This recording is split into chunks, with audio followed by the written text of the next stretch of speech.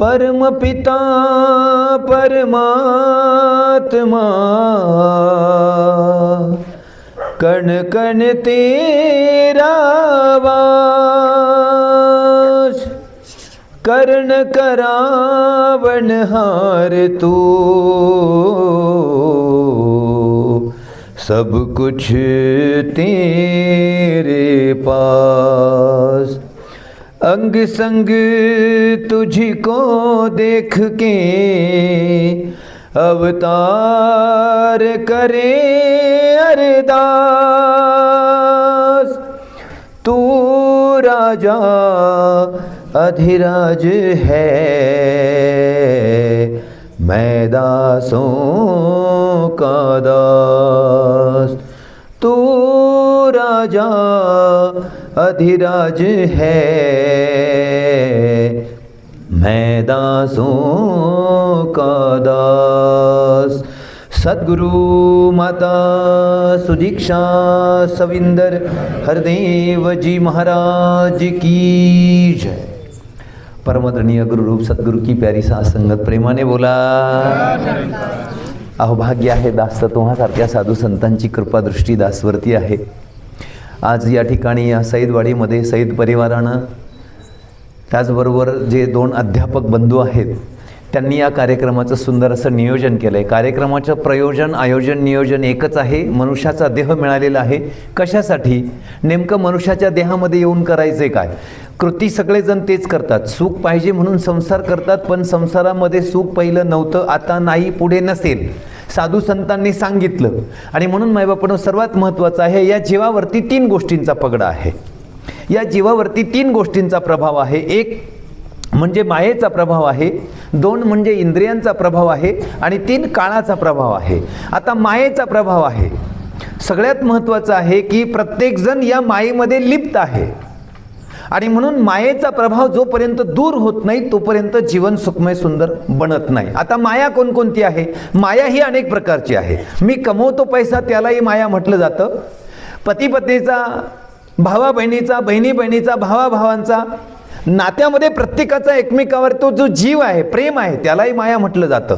पण परमात्म्याची माया याच्यापेक्षा वेगळी आहे आणि त्या मायेतनं जीवाला सोडवायचंय।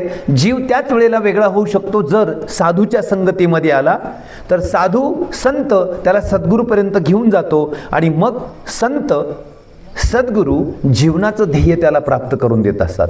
आता काय माया आहे ही? काय लीला आहे? भगवान कृष्ण सुदामा रस्त्याने चाललेले होते आणि सुदामानं कृष्णाला विचारलं की देवा, मी ऐकले की तुझी माया ही अनेक अर्थानं विचित्र आहे, वेगवेगळ्या प्रकारची आहे, मला ती माया पाहायची आहे। भगवान कृष्ण म्हणाले, मी तुझ्या बरोबर आहे ना, मग कशाला मायेच्या भानगडीत पडतो? है की नाही? आता डोके सर होते, प्राचार्य झालेत, आलेत ना, मग कशाला विचार करायचा? प्राचार्य झालेत, किती पगार असेल, घर किती मोठं घेतलं, काय करायचंय? जे सांगतात ते ऐकायचं, त्याचा स्वीकार करायचा आणि पुढे चालायचं। भगवान कृष्ण म्हणाले, मी तुझ्या बरोबर आहे ना, तर माझी माया, माझी लीला तू पाहू नये। नाही पण म्हणले जरा माहिती असते तर? ते म्हणाले, आहे मी तुझ्या बरोबर, कधीतरी वेळ आला तर बघेल। रस्त्याने चालले होते, दुपारची वेळ होती, बाजूला एक नदी होती। भगवान कृष्ण म्हणाले, सुदामा जरा गरमी आहे, आपण ह्या नदीमध्ये स्नान करूया का? ते म्हणाले, चालेल देवा। दोघेही नदीमध्ये कमरे इतक्या पाण्यामध्ये गेले आणि सुदामाने डुबकी मारली। डुबकी मारल्याबरोबर भगवान कृष्णानं त्याच्या डोक्यावरती हात ठेवला आणि खाली दाबला। दाबल्याबरोबर सुदामाला असं वाटलं, वाटणं म्हणजे माया। आपल्याला जीवनामध्ये किती वाटतं? मला असं वाटतं, त्याला असं वाटतं, तिला असं वाटलं, नाही मला असं वाटलं। हे वाटणं म्हणजेच माया आहे।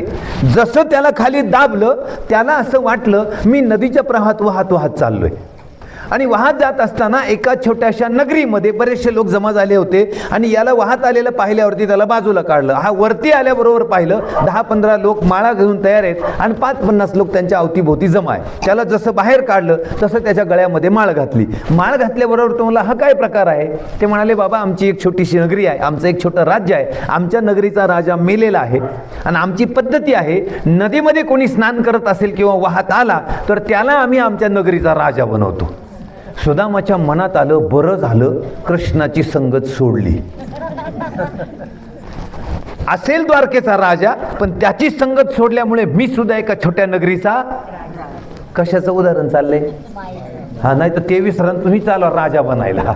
माया ही प्रभाव करते. माया काय आहे? त्याला वाटलं बरं झालं कृष्णाची संगत सोडली, मीही एका छोट्याचा नगरीचा राजा झालो, राजा बनवला, लग्न केलं आणि 1-2 त्याला मुलंही झाली आणि झालं.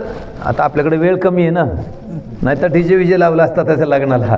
लग्न झालं, त्याला मुलंही झाली आणि त्याची बायको मेली.